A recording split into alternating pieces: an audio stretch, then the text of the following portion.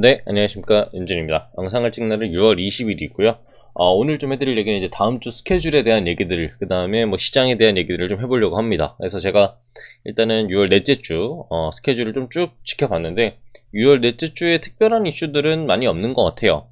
뭐, 월, 수, 목, 금, 뭐, 큰 이야기들은 없었던 상태였고요. 일단은 화요일 같은 날 이제 삼성전자가 차세대 네트워크 진화 방향을 소개하고 통신 기술을 선보이는 차세대 네트워크 컨퍼런스가 또 개최된다고 합니다. 그래서 뭐 5G 그리고 이후에 뭐 6G까지 언급을 좀 기대하는 그런 부분들도 있다고 하는데, 최근 뭐 5G 관련주들이 많이 올라왔던 부분들도 있고, 아직까지도 지금 투자 가치가 있을 만하지 아니면은 아직은 아니고 좀 더 기다려봐야 될지에 대한 시각들이 많이 나오고 있는 상황이라 5G에 대해서 좀 더 관심도가 높아질 수 있는 계기가 되지 않을까 생각이 됩니다. 그래서 다음 주는 뭐 특별한 이슈들은 많이 없고, 삼성전자가 어쨌든 통신 기술로 인해서 5G나 6G에 좀 더 힘을 불어줄 수 있는 이슈를 가져온 상태다. 그래서 보유하고 계신 분들은 5G나 6G 관련해 있는 종목들 한번 더 잘 보시면 될 것 같고요. 뭐 최근에 많이 올라온 부분들도 있고, 뭐 에이스테크나 뭐 솔리드 뭐 등등등등. 아직까지 지금 이제 증권사별로 얘기들을 들어보면은 투자 가치는 있다라고 봅니다. 최근 매수 유효 보고서를 냈던 부분들도 있었고요. 그 전에 최근 매수 보고서를 내기 이전에 이미 매수 보고서를 낸 분들은 오히려 목표가를 조금 더 상향 조절하는 느낌들도 좀 나왔던 상황이었어요. 물론 보고서를 다시 쓸 때에는 보고서의 그 목표가를 조금 상향 조정하거나 하향 조정하는 부분들이 있는데, 어쨌든 상향 조정하는 그런 부분들이 나왔으니까 우리 5G나 6G는 잘 보시면 될 것 같아요. 저는 충분히 투자 가치는 있다라고 봅니다. 그래서 일단은 뭐 이제 다음 주에 대한 얘기들은 많이 없기 때문에 좀 시장에 대한 얘기를 좀 해보려고 해요. 지금 코스피가 신고가를 지금 만들어준 상태고, 지금 3281포인트로 신고가를 만들어준 상태고, 코스닥 같은 경우도 지금 신고가를 거의 며칠 하루 이틀 3일 정도만 올라가면은 아마 신고가를 다시 한번 더 경신해 줄 수 있는 그런 흐름들이 나오지 않을까 생각이 됩니다. 물론 잘 올라왔을 때 얘기겠죠. 어쨌든 뭐 다음 주 중으로 잘하면 코스닥도 신고가를 만들어 줄 텐데, 우리가 고민하고 있는 게 뭐냐면 코스피, 코스닥 종목들이 좀 많이 올라오고 있는 상황인데 왜 내 종목은 안 올라가는가가 가장 큰 고민이지 않을까 싶어요. 다른 종목들은 잘 올라가고, 물론 이제 중고수 분들이야, 뭐 잘하시는 분들이야 좋은 종목들, 그 다음 최근에 좀 빨리빨리 탈 수 있는 종목들을 타면서 아마 수익을 좀 보고 계실 텐데, 그렇지 못한 분들은 생각보다 지금 코스피가 뭐 신고가를 찍었고 코스닥이 신고가를 앞두고 있다라는 것이 크게 체감이 안 될 거예요. 아마 저같이 대형주 포트를 꾸리는 걸 좋아하는 사람들 같은 경우에는 사고팔고를 좀 많이 하면서, 뭐 최근 뭐 카카오 같은 경우에는 조금 담아두다가 계속 매일매일 사고파는 약간 스캘핑 형태를 선택을 했을 텐데, 뭐 그런 부분들이 있다고 하다 보니까 저처럼 이 정도 전략을 잡고, 또는 진짜 최근에 조금 강세 종목들 빨리빨리 타고 다니는 거 아니면 초보자분들을 좀 묻어두거나 아니면은 급등한 종목들을 좀 잘못하는 경우들이 있어서 아무래도 그런 체감도가 좀 더 적은 것 같아요. 그리고 코스피, 코스닥이 올라가는 부분들 안에서도 지금 삼성전자가 계속 횡보세를 보여주고 있잖아요. 보여드리면 삼성전자도 최근에 보시게 되면 횡보세가 계속 지속적으로 나와 있는 상황이고, 아직까지 이 85,000원의 이 저항대를 만들어주지 못한 그런 상황이라서 IT 반도체의 흐름들도 그렇게 강하지는 못한 것 같아요. 서부장 쪽으로 흐름들이 몇 번씩 열올 때, 그 다음에 여기 올라올 때도 마찬가지고, 소부장주들이 조금씩 올라오는 듯한 느낌들이 있다가 수급들이 그렇게 유지가 많이 안 되는 듯한 모습들이 보여져요. 외국인이나 기관들이나. 그러다 보니까 IT 반도체나 기술주들에 대한 흐름들이 강하지 못한 상황들이 나오고 있고, 지금 코인 시장에서 자금들이 많이 빠졌어요. 저는 이제 코인 현물도 하고 그 다음 코인 선물 마진 거래도 하는데, 지금 보면은 뭐 리플이나 마진 거래에서 리플이나 비트코인이나 뭐 이더리움이나 어쨌든 제가 매매하는 부분들을 보게 됐었을 때 거래량이 많이 빠진 게 실제로 저는 체감이 됩니다.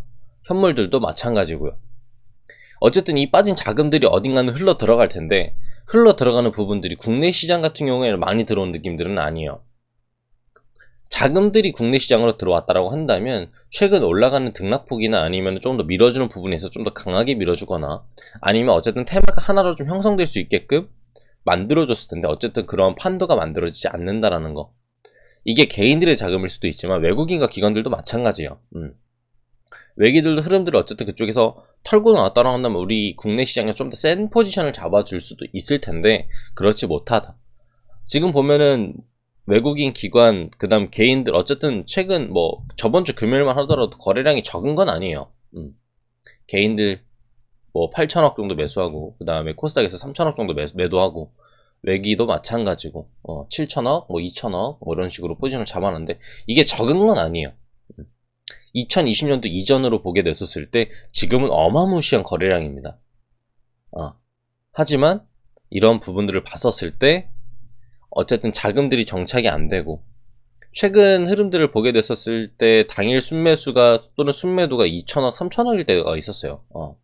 그러니까 매일매일 거래량이 등락폭이 너무 큰 거예요. 그러니까 한 방향으로 밀어주기 좀 애매하고 자금들도 제대로 정착들을 못하고 있는 상황이다. 그런 상황에서 부동산 자금 쪽도 아니고 그 다음에 미국 시장 같은 경우는 뭐 개인 투자들 자금들이 조금은 늘어났다라고 해요. 제가 물어보니까 조금들은 늘어났고 우리나라 있는 뭐 여러 가지 뭐 큰 자금들이 그쪽으로도 흘러 들어갔다라고는 하지만 많이 들어오진 않은 것 같아요. 제가 그래서 방향성들을 생각해 보면 해외 선물 쪽으로 흘러 들어가지 않았을까라는 생각은 해요. 왜냐하면 제가 이제 해외 선물도 하고 있는데 크루드 오일이나 골드에 대한 거래량이 좀 많이 늘어났습니다. 생각보다.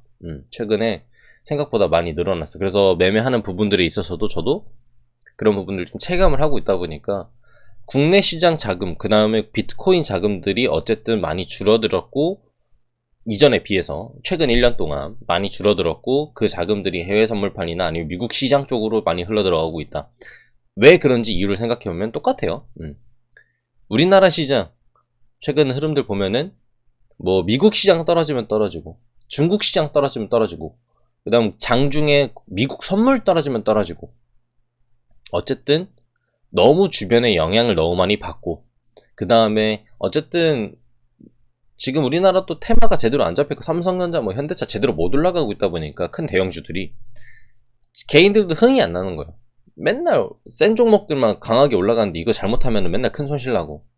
그러니까 우리가 체감하기에는 조금 편안하고 좀 무난하고 묵직한 종목들이 다 같이 좀 올라가는 흐름들을 원하는데 개인 투자들이 지금 시장에 올라가는 걸 못 느끼는 이유는 어쨌든 너무 급등주 그 다음에 너무 강한 애들 막 하루에도 20% 올라가고 다음날 또 20% 올라간 애들을 또 타기에는 우리가 또 불안하니까 못 느끼는 얘기입니다. 어쨌든 그러한 시장들 흐름들이 나오고 있는 상황이고 어쨌든 이런 흐름들이 정착이 되려면 IT나 기술주로 흐름들이 잡혀줘야 되고 그러려면 외국인과 기관의 자금들이 꾸준하게 지속적으로 들어와 줘야 된다라는 거 이렇게 좀 설명을 해드리면 될 것 같은데 뭐 결과적으로 좀 정리를 해드리면 시장의 자금들은 아직 안정화가 안 됐다.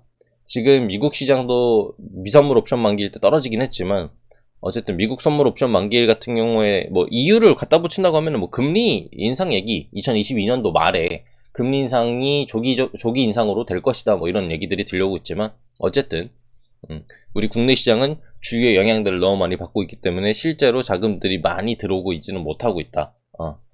그래서 지금 지금 시장들 흐름도 봤었을 때 지수도 지수고 종목도 종목이지만 어쨌든 우리가 약간 지수랑 동떨어져서 매매하는 느낌들은 없지 않아 있다. 약간 이런 느낌들이 좀 듭니다.